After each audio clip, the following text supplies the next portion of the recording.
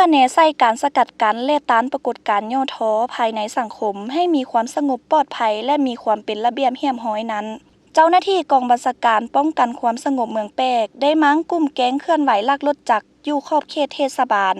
สามารถกักตัวผู้ถูกหาได้3คนคือผู้ที่1ท้าวคำลาอายุ19ปี2ท้าวสินธนูอายุ16ปีทั้ง2อยู่บ้านสายลมเมืองแปกแขวงเสียงขวางและผู้ที่3ท้าวบุญถมอายุ19ปีอยู่บ้านโงยเมืองแปกแขวงเสียงขวาง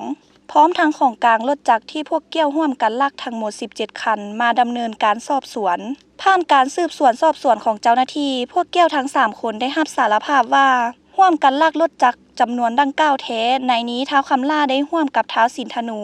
ลักได้จำนวน6คันจากนั้นท้าวคำล่าได้ร่วมกับท้าวบุญถมลักได้จำนวน4คันส่วนท้าวคำล่าลักคนเดียวได้จำนวน7คันรวมรถจักรที่พวกเกี่ยวร่วมกันลักทั้งหมด17คันภายหลังลักแล้วก็ได้เอารถจักรดังกล่าวไปล่อขายให้ประชาชนอยู่ภายในแขวงเสียงขวาง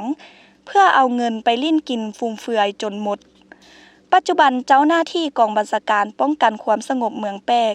สามารถเก็บกู้เอาเครื่องของกลางรถจักรมาได้จำนวน17คันพร้อมนี้เจ้าหน้าที่ยังเร่งสืบต่อดำเนินการสืบสวนสอบสวนพวกเกี่ยวทั้ง3คนให้จะแจ้งเพื่อดำเนินคดีตามระเบียบกฎหมาย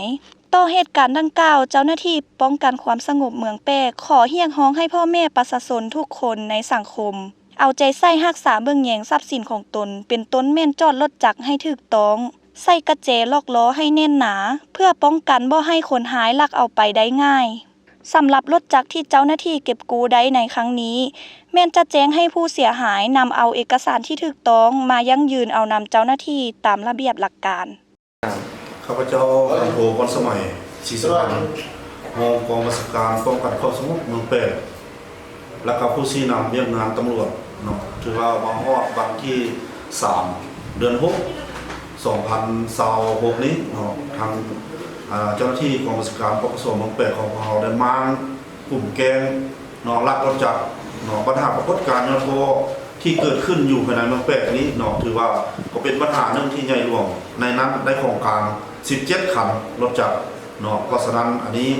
ข้าพเจ้าเนาะในนามเมืองเจ้าหน้าที่ขออยากเตือนให้กับสังคม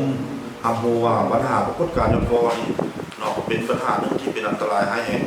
ทุกคนมีสติระวังตัวต่อกับปัญหา